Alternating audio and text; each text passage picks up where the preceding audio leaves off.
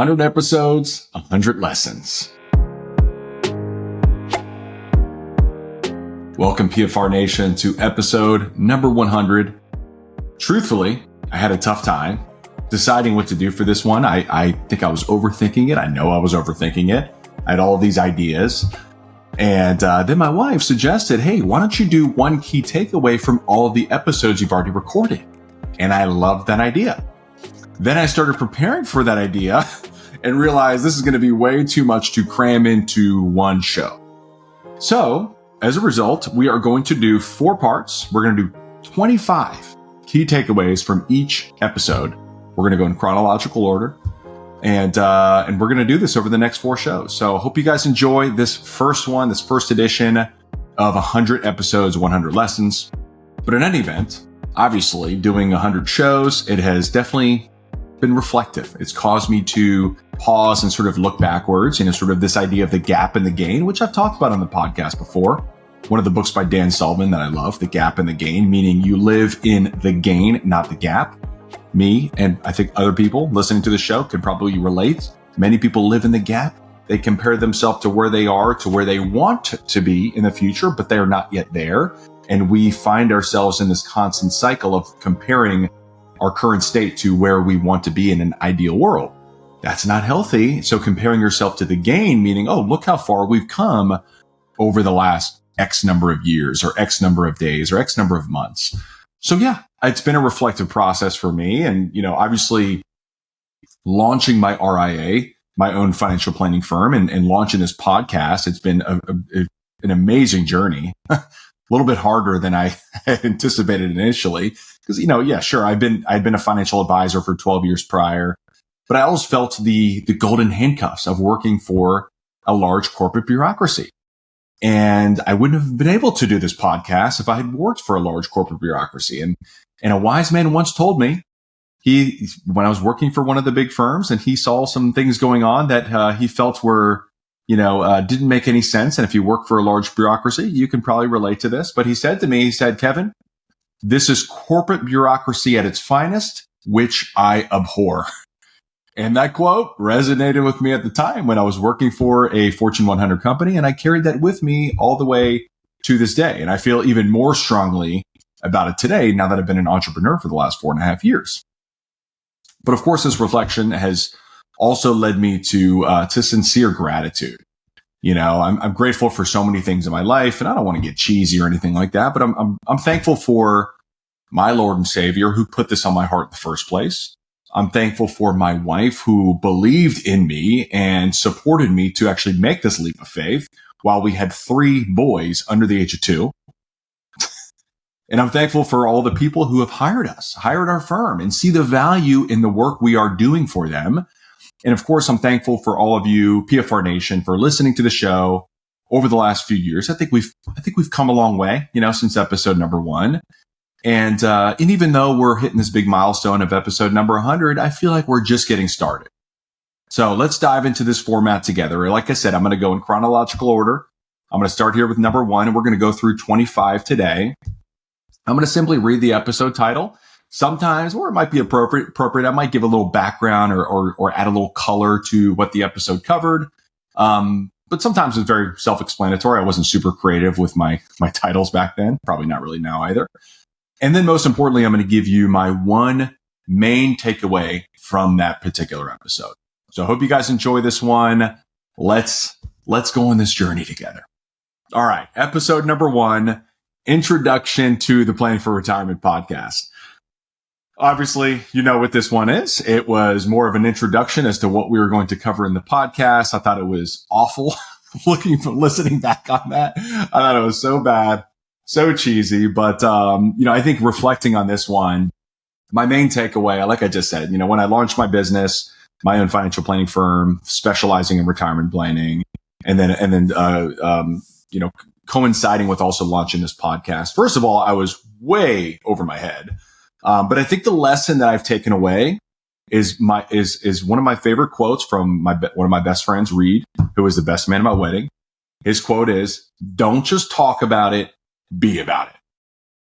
And like I said, I didn't know I was over my head, probably a good thing. but ultimately taking action is much better than talking about taking action. And I think this can go along with any part of your life, but I think obviously this is a retirement related podcast, but I think this is very similar to what we go through from a behavioral finance perspective when it comes to retirement. Have you been talking about things, but not taking action on them? I think we all have those blind spots. And I think for me, it's just kind of diving in, taking action, getting started, and then optimizing and evaluating and tweaking as you go along. Much better process than kind of sitting on the sideline and sort of the old paralysis by analysis, I should say. Episode number 2, the tax trap of 401ks and IRAs. This one, okay. I was excited for this one. I remember that I was chomping at the bit to talk about this one because, this is what I saw in my practice as I was specializing in retirement planning, the previous 6-7 years, and really why I wanted to dive into the retirement planning space was this RMD, required minimum distribution tax trap. And, ultimately how folks are so surprised, the clients that I was serving, so surprised how all of a sudden, they may experience a low tax environment for quite a while and they're kind of enjoying that. And then all of a sudden they get to that RMD age, which for many of you will either be 73 or 75, or for all of you pretty much, unless you're already taking RMDs. But once those RMDs kick in, if you have a good chunk in those tax deferred vehicles like IRAs or 401ks, you might get hit with that tax trap unexpectedly. And all of a sudden you get pushed into a higher tax bracket. Or all of a sudden you're paying more for IRMA related or Medicare related surcharges related to IRMA. Maybe you're taxed more in your Social Security. Okay. Maybe you're taxed more in your capital gains. Okay. So I think this idea is that is the tax trap. So I think first the takeaway is determine if you might run into the tax trap, project that into the future, figure out what those RMDs might be when you turn 70, 30, 75, and determine how does that impact your tax bracket at that point in time. So determine if you have a tax trap with your financial plan. Not everyone does. Some people might have a pension, or maybe you're doing withdrawals from those tax deferred accounts early on. And, when RMDs kick in, you're already taking that income anyways, but some of you might have a tax trap. And if you do, you need to decide if you need to implement a different strategy, whether it's saving and investing when you're currently working, maybe implement some Roth conversions during your Roth conversion window. Okay. Maybe taking some distributions from those accounts, or maybe thinking about donating some of those RMDs, incorporating that with your charitable giving strategy, if that is important to you. Okay. So I think just understanding what that tax trap is, the tax trap of those required minimum distributions, seeing it if it impacts you, and seeing what strategies you could put in place to mitigate that tax trap.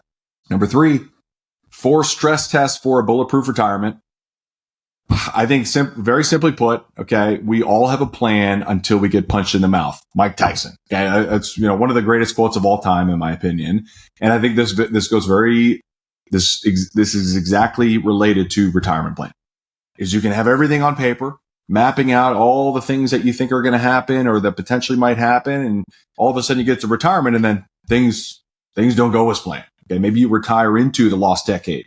Okay, 2000, 2001, or 1999. You retire into the lost decade. No one is preparing for that. Okay, so I think just stress testing your plan, whether it's market related or even long-term care related. Okay, stress testing your plan to see, okay, what levers can you pull if you go through some of those unexpected scenarios that you can mitigate the impact of those potential black swan events, if you will. Number 4, maximizing Social Security benefits for retirement.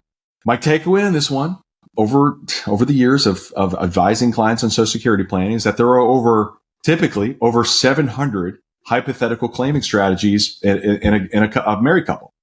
And so what I ask people jokingly all the time is, tell me exactly what the markets are going to do and tell me exactly how long you're going to live, and I'll tell you the exact best plan for Social Security. There is no optimal Social Security plan because you don't know what you don't know. And I don't know what I don't know. When I'm advising clients, we're assuming a certain longevity. We're assuming the markets are going to cooperate. But what if they don't? Or what if the longevity is not what we think it's going to be? Maybe it's longer or even shorter than what we expected. Understanding how that impacts your Social Security decisions, I think, is a healthy way to go about it. And also realizing, coming to the conclusion, and I don't know, a lot of you listening are perfectionists. You want to optimize to the T, but realizing that you're not going to come up with the best Social Security plan unless you are extremely fortunate, extremely lucky. but it's impossible just given all of the hypothetical claiming strategies that you can go about selecting. So hopefully that gives you peace of mind knowing that whatever you choose, it's based on solid analysis, but ultimately you might be wrong, and you're probably wrong, and that's okay. Number 5, what is a safe rate of withdrawal in retirement? Love this one. We're still talking about rates of withdrawal, and I'm going to be talking about rates of withdrawal till we're blue in the face. Okay, and hopefully you've been following along the YouTube as well, because we've been doing back tests on this. Because this whole 4% rule thing, and talking about the 4% rule, and now Bill Bengen coming out with a new book, how richer retirement and potentially 4.7% versus 4%. I was kind of thinking, I'm like, what actually happened if you started with the higher percent rate of withdrawal more recently? Okay, let's go actually start with the 90s and 2000s, or even the 2010s, or even more recently than that. Maybe you started retirement during the pandemic. How did that impact your portfolio if you started with a certain rate of withdrawal? So we're going to continue to stress test and back test, not stress test, back test those hypothetical rates of withdrawal during different market cycles. Okay, I'm loving doing these back tests because it actually shows people what actually happened if they started with a certain rate of withdrawal. But I think my takeaway is what is safe for one person might be risky for another person, and vice versa. The opposite is true too. What might be risky for one is safe for another.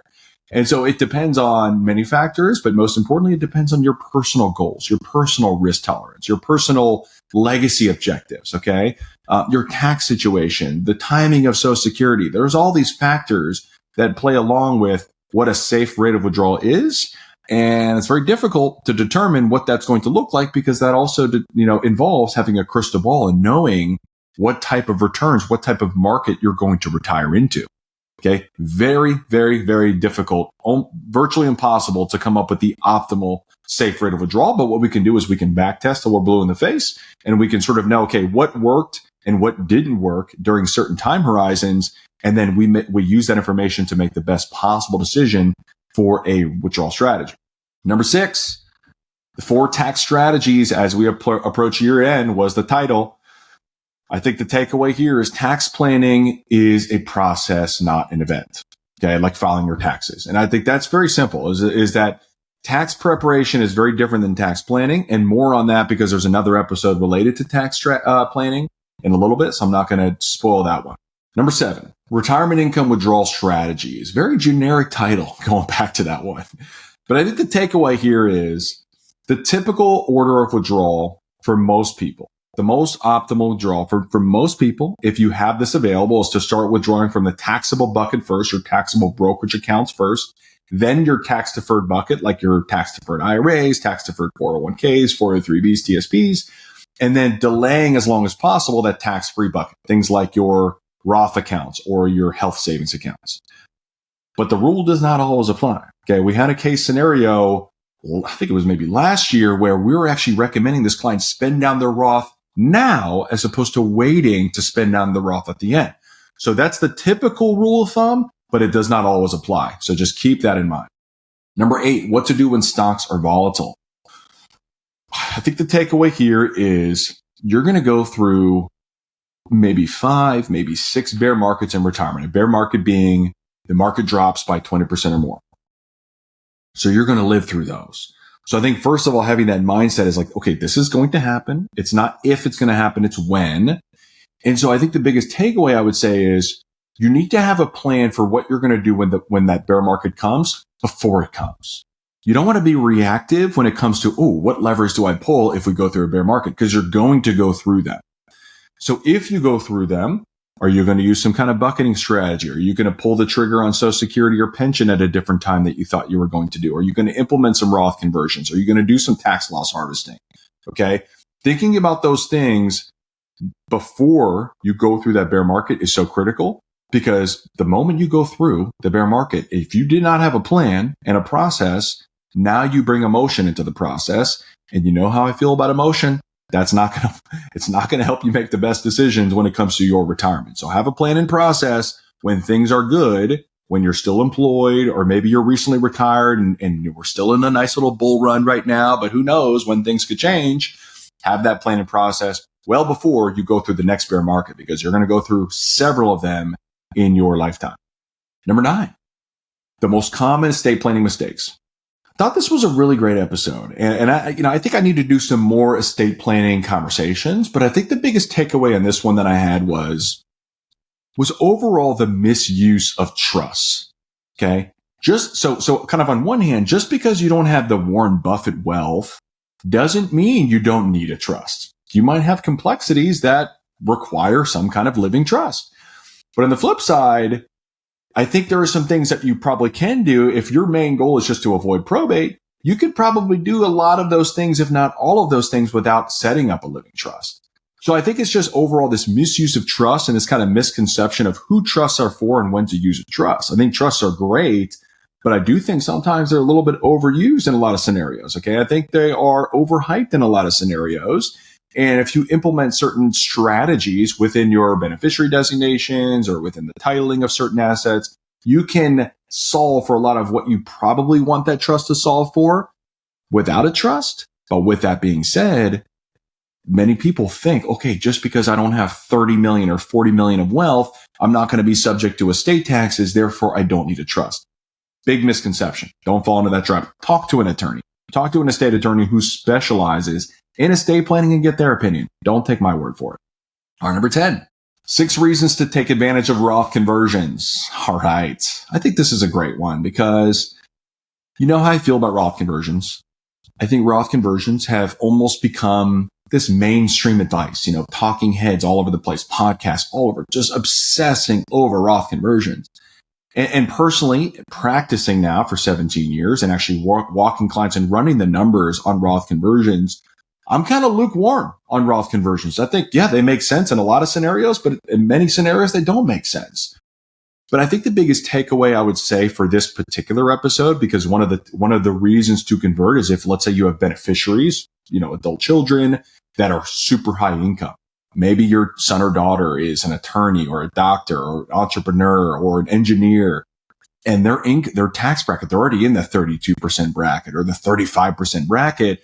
And then all of a sudden you tack on a $3 or $4 million IRA that you're leaving them as well. And now they have to spend those assets down in 10 years. Now you're adding that much more income and they're going to be taxed at the highest possible marginal rate, where in your lifetime you could have paid taxes at 12 or 22 or 24. That's one of the most compelling reasons, in my opinion, to do Roth conversions, not to save you in lifetime taxes, but to minimize the tax impact at your death in your legacy goals. Number 11 is what I was talking about earlier, tax planning versus tax preparation. This was a fun one because I actually was on a radio show for this episode. So I think some of it actually got cut out. Looking back on it, I got like a copyright infringement on this one. But I think my message on this one, when I was doing this interview with the WSOS radio in St. Augustine, is that most firms, I'm talking about accounting firms that are filing your tax return, they're paid to do that only. They're not paid to do your tax planning throughout the year. Okay. Unless you're a business owner or you have a CPA and you have a CPA that's doing your books and filing your return and doing tax planning. Sure. But most of the time, if you're just doing a tax return and there's the CPA or enrolled agent or whoever that tax professional is, if they're just filing your return, you're going to get some kind of answer from that CPA related to some question you might have related to your tax planning. Is go talk to your financial advisor. And then you go talk to your financial advisor and they're going to say, go talk to your CPA. And you're going to kind of have this runaround back and forth because most advisors cannot talk about taxes. Going back to the corporate bureaucracy, which I abhor comment or quote, this is one of the downsides. And this is one of the reasons I'm loving being independent, is because we can openly talk about taxes. Now, I'm not pretending like, hey, I'm an expert on all things tax and therefore listen to me and not your CPA. But we can have proactive conversations about lifetime taxes as opposed to, hey, how do we get the data correct to file your tax return? So I think this is very important, and a very important distinction between an advisor that's just managing investments to a more comprehensive retirement planner that's sure, absolutely, that managing investments is very important, but they can go deeper on withdrawal strategies, go deeper on tax planning strategies, go deeper on estate planning strategies. And this is where I'm so excited, shameless plug, with the work we're doing in our firm. And I think this is why our clients hire us today and love working with us, is because we can have these open conversations about the whole retirement picture, not just one silo, which is investment management. And at the same token, I think the CPAs that our clients work with love that they hire us because they don't have to field those questions that they don't have the capacity to answer because they're not doing tax planning for you. They're doing tax preparation. Okay. Number 12, should I pay off my mortgage early? Love this episode. And I remember I got some really great feedback after I did this episode from existing clients and even prospective clients is they were like, you know what, Kevin, thank you so much for saying this because all of my life, I've been hearing your mortgage rate's only 3% or 2.5% or 4%. You can invest the difference and you can have a lot more money. And really my takeaway on this one is paying off your mortgage does not have to be a financial decision. It can be an emotional one, and that is okay. I'd rather give a client, a peace of mind that they have no debt in retirement than worrying if they're going to get an extra 50 basis points or even 100 basis points by investing a side fund. Because that sense of accomplishment and that peace of mind knowing I don't owe anyone anything, that's worth something. Okay. And for you listening, that might be worth than the extra rate of return that you might get on a side fund. And you know what? Now today, interest rates are much higher, even more so, more reason to pay off that mortgage before you retire. But even for those that are sitting on a 2.5% or 3% or 4% interest rate, there could be some value from a psychological perspective of just having no mortgage in retirement. And that is okay. Don't let anyone tell you else, otherwise. They probably have some other hidden agenda that they're going after. Okay. So just keep that in mind. Number 13, planning for healthcare costs in retirement. This is the one I had, one of the co-founders of Chapter on the episode. It was a phenomenal episode talking about all things Medicare related. So I think for this one, my biggest takeaway is make sure you have someone in your corner that can help you with some of these Medicare decisions. You know, do you go Medicare Advantage? Do you get the original Medicare? What supplements do you get? You know, and what I would say the two that I oftentimes recommend for clients are Chapter and Boomer Benefits. Those are the ones that I've recommended before for those Medicare related questions, but even pre-Medicare, having some sort of trusted partner in your corner to navigate the complexities of healthcare. Very, very important. Number 14, retirees, stop underspending in your go-go years. This was probably one of my favorite episodes early on. I had Justin Fitzpatrick. He was the co-founder of Income Lab, which is a retirement income planning software. I had him on the show. And this was for a long time, probably up until the beginning of this year, was our most downloaded episode. And really the title says it all. You know, it's that I think many folks, especially, you know, kind of thinking about the 4% rule, in most of the situations, if you start with a 4% rate of withdrawal, you will underspend. Now, obviously, the one scenario where you barely made it was that 4% starting rate of withdrawal retiring in October of 1968. So I think the natural reaction is, well, you know, spend more in retirement. But I think the solution, my takeaway on this one is the solution is not as easy as you think. Sure, a retiree, they come to the conclusion, you crunch all the numbers, you back test till you're blue in the face, their starting rate of withdrawal, you look at the 4% rule, you look at the projections that we have in the financial plan, and they can come to the conclusion, or you can come to the conclusion that you could potentially spend more. But oftentimes, the folks in the situation have what they need and don't desire for much else. I think that's actually a good place to be. I think that's actually a healthy place to be. And so, like, as an advisor, am I going to try to force them to live a lavish lifestyle that they don't want? The answer is absolutely not. So I think it's almost kind of reframing and helping them maybe think a little differently about their wealth, right? Maybe it's not spending on a lavish lifestyle, but hey, listen, you're going to die with $20 million. If you continue on this pace and you're spending at the rate you're spending, we had this conversation yesterday. You know, this client has about a $7 million net worth at death or in their mid 60s at death because of their rate of withdrawal. They're going to have close to 24 million. And I think we're using some pretty conservative assumptions. So I think it's thinking through lifetime gifting to their daughters, to their grandkids, to maybe charity down the road. Maybe that's important to them over time and getting them to actually think like, hey, you're wealthy enough to think about this. I think a lot of people think like, oh, I can't do charitable giving because I don't have $30 million and I don't have enough money to give away. We have clients that have we have $1 million, $2 million, $3 million. They have the capacity to do some giving. It doesn't have to be charity. It could be to family members. And so I think it's just kind of reframing the possibilities, I think, is important. But for me, I'm not going to push anyone into living a lifestyle that they don't want to live, nor would I recommend that in the first place. So I think the solution to that, this underspending possibility is a little bit more complicated than I think we led to believe when we did that episode back in 2023. All right, moving along. Number 15, 2023 market outlook was the title on this one. Very creative on that one. I think on this one, okay, I did this in January of 2023. And I did this particularly, I don't do market updates a ton on this podcast just because it's just a snapshot in time. The markets go up and down. They're going to do what they're going to do. In the short term, they're a voting machine. Long term, they're a weighing machine. Okay, fine. So, and no one has a crystal ball. All right. But I would say that my theme in that episode, right, coming off the heels of 2022, bloodbath for a 60-40 portfolio, the worst ever year for a 60-40 portfolio. My message was, don't panic. Okay. It's time to act on the strategies that we put in place. Remember what we talked about before, that bear market strategy. You're going to go through the ups and downs within a bear market multiple times throughout retirement. What are those strategies? So unemotionally rebalancing, okay? Using some of the short-term fixed income. Individual bonds were critical for our clients back in 2022. Okay. Using individual bonds that were maturing at the right time when they needed the cash flow. Huge. Using some of the zero duration, short-term fixed income ETFs. Huge to provide those short-term income needs and also allowed us to rebalance and even do some sizable tax loss harvesting. I just had a review with a client this morning, where we did substantial tax loss harvesting in 2022. She still has those losses. She's going to carry forward into retirement and potentially use to offset capital gains and probably make her income virtually tax-free early on in retirement. So again, it goes back to coming up with a plan and process before you get hit with the bear market, because you're going to go through 5 or 6. Well, coming off the heels of 2022, perfect opportunity to implement your plan. And so that's my takeaway there. Number 16, how to prepare for required minimum distributions.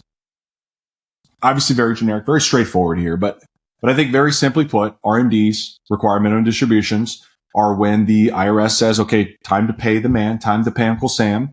For all of you listening, it's, if you're not already taking RMDs, it's either going to be age 73 or 75. So if you were born 1960 or later, it'll be 75. If you were born before 1960, it's going to be age 73.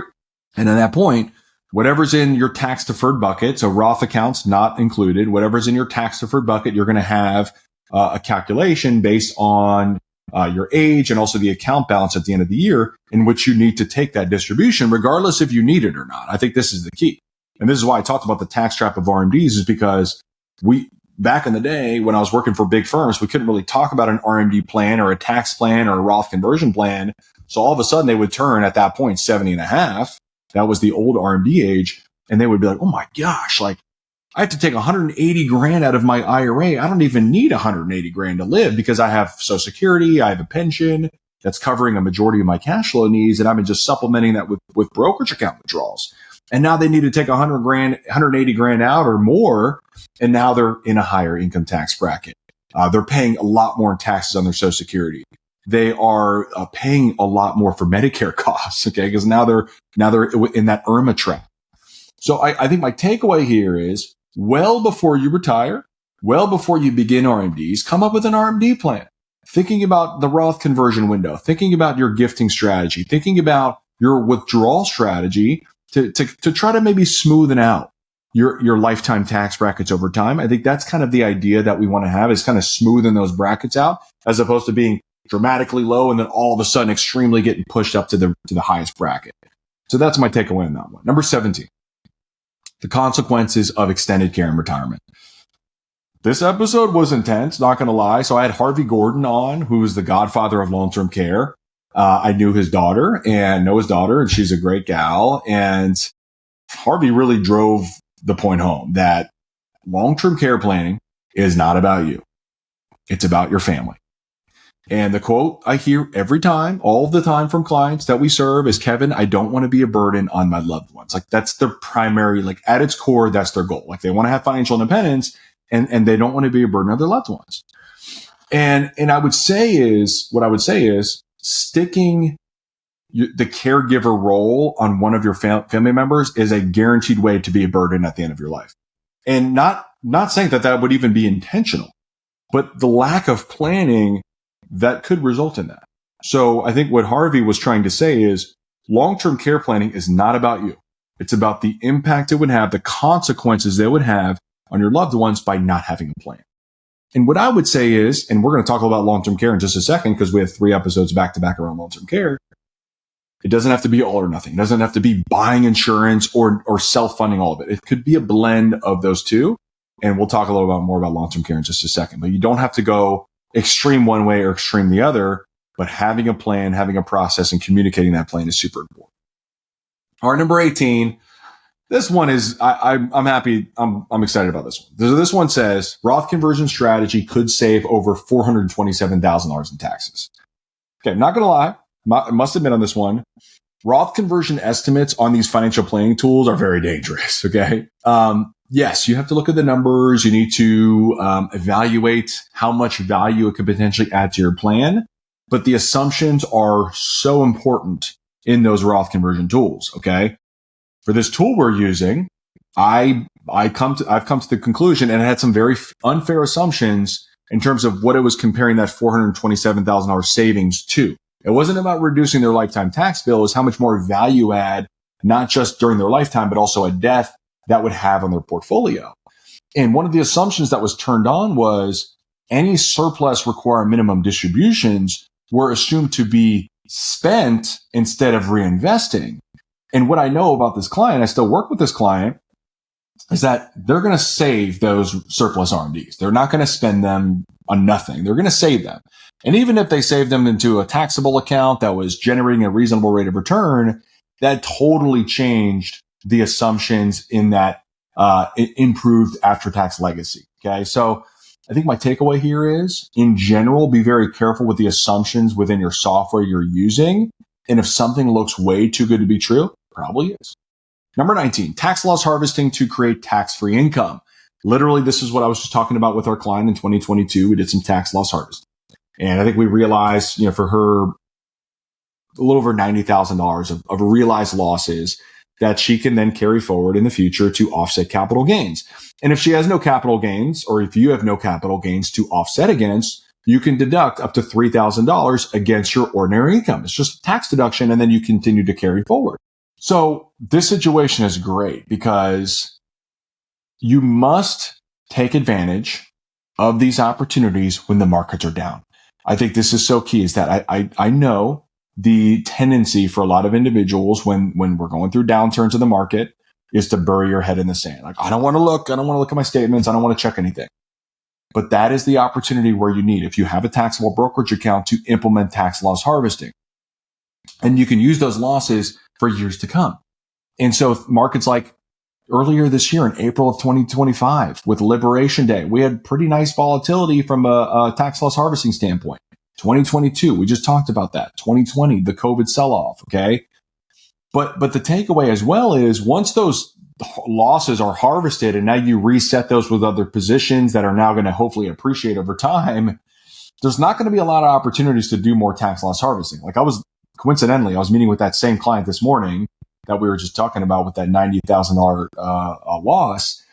There's no losses in her portfolio anymore. She's not adding more to her brokerage account. She's maxing out her deferred comp. She's maxing out her 401k. So she's not adding more funds into the brokerage account. So the brokerage account has shot up in value, significantly since that point in time, but now there's no losses to harvest. So if you're adding more funds, though, on a systematic basis, whether it's every month or every year, that's going to provide a lot more opportunity to do those tax loss harvesting efforts when they come. Because when they show up, you have to be quick. You have to take advantage. Even looking at the Liberation Day this year, that was a very short window in which you needed to implement those tax loss harvesting strategies. And if you didn't act, you've missed out, because now the market's up. The S&P 500 is up 13% or so far year to date. All right, number 20, how to reduce tax on Social Security. Okay, so many of you may know this or may not know this, but overall, you're going to pay taxes probably at least on some of your Social Security benefits. It's very difficult to have none of your Social Security taxable. Unless all of your accounts are in Roth and you've done some tax loss harvesting and you have barely any income to show, sure, you can probably get to a 0% tax bracket for Social Security income. But you may have heard this with the One Big Beautiful Bill Act, OBA, is that Social Security did not become tax free. I think there's a big misconception this year is that Social Security became tax free. I even heard a politician that was interviewed the other day on the news kind of threw that bullet point out. It was like, oh, the tax bill made Social Security tax free. This is not true. Okay. It's still taxable. There's an extra senior bonus deduction if you're 65 or over that you could be eligible for, which could then reduce your provisional income and maybe have less of your Social Security taxable, but it's not tax free. But what I'd say in this one is don't let the tax tail wag the dog.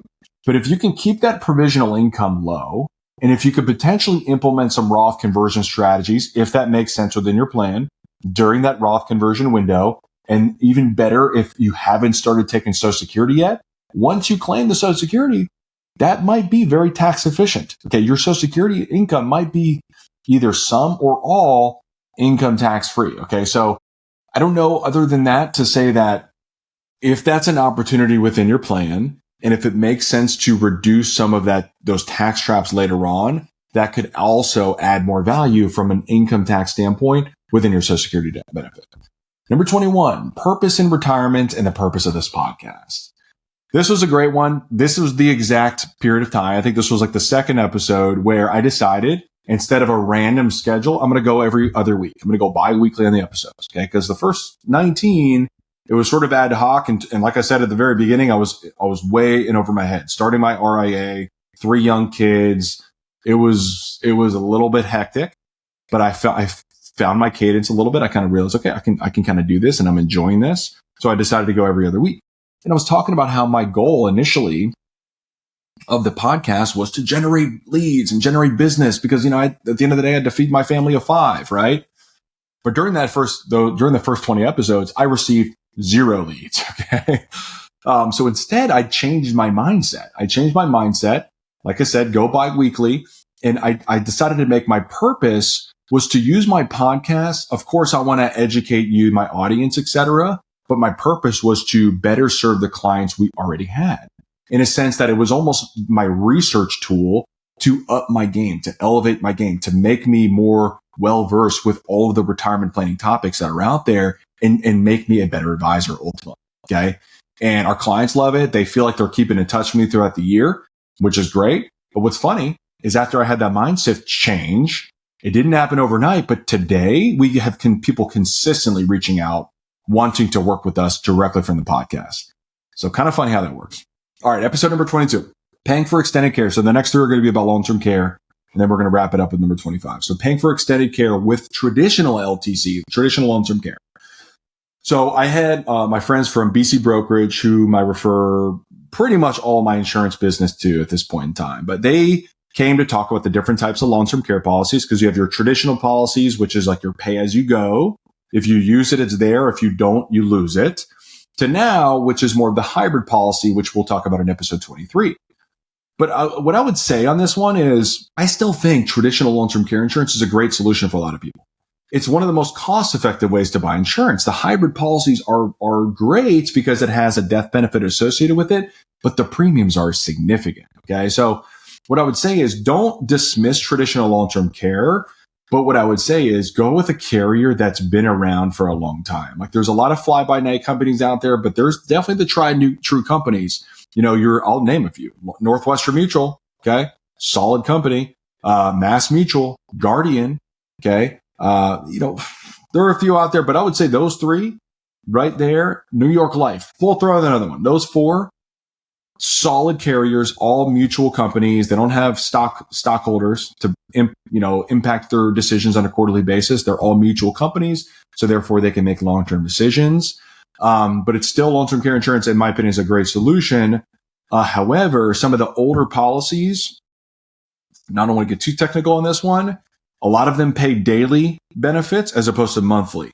If you have an older policy that's a daily benefit, consider switching to a monthly benefit reimbursement policy. Talk to your own agent, talk to whoever is advising on long-term care insurance, and ask them about that. Number 23, paying for care using a hybrid policy. So the opposite of the pay as you go and use it or lose it is you don't use it or you don't lose it if you don't use it.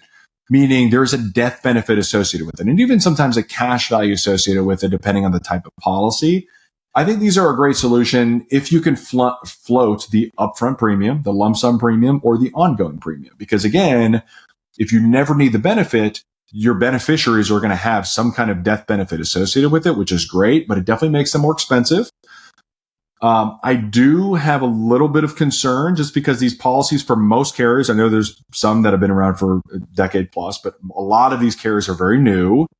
I do have some concern about the sustainability of them, just given what happened to the traditional long-term care market back in the day, where all these carriers kind of rushed to sell the policies. They didn't know how to appropriately price them.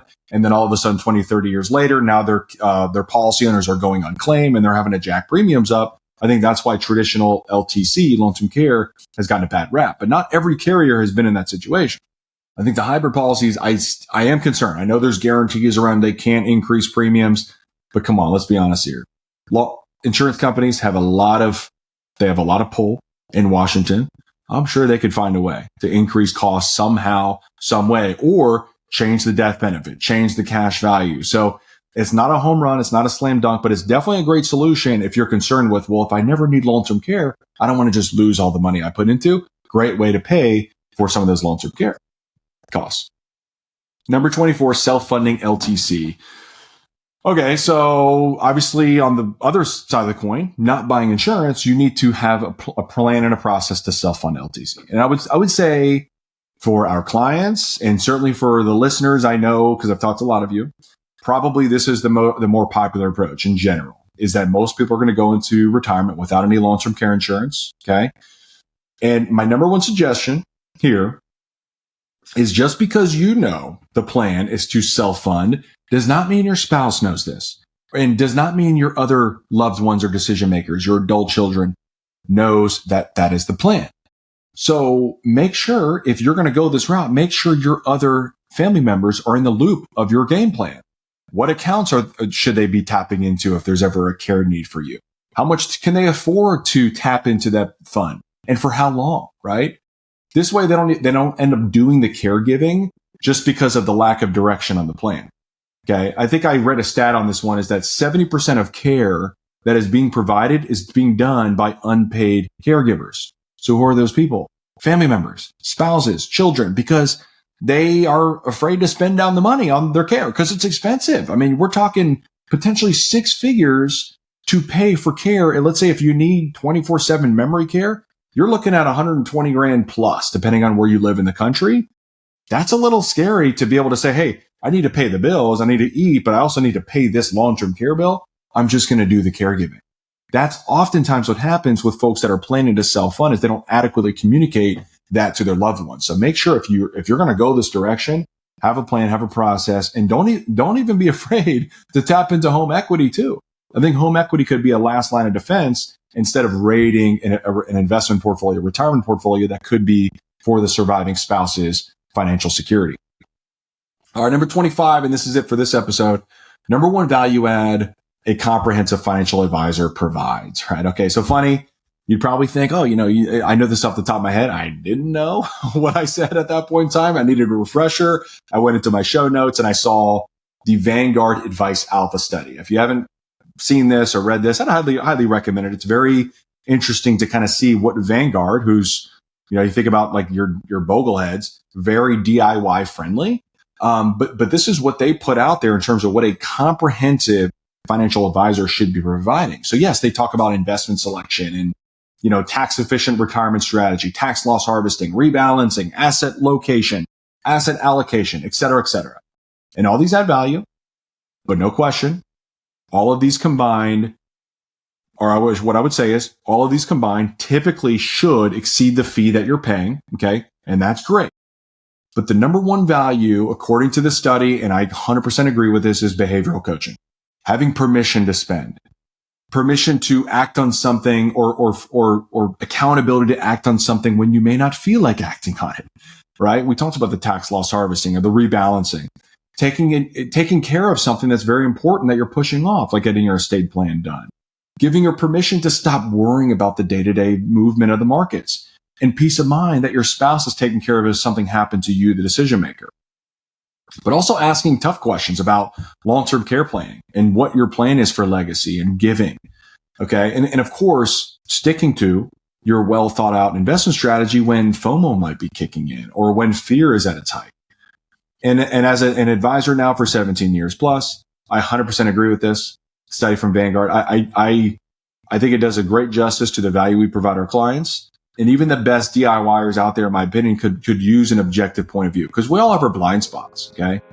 Everyone could use an objective point of view in terms of where they are, where they're headed, and where those gaps are, because everyone has them. That's it for part 1, everybody. I hope you found this helpful. Okay. Stay tuned for next week. We're going to hit episodes 26 to 50.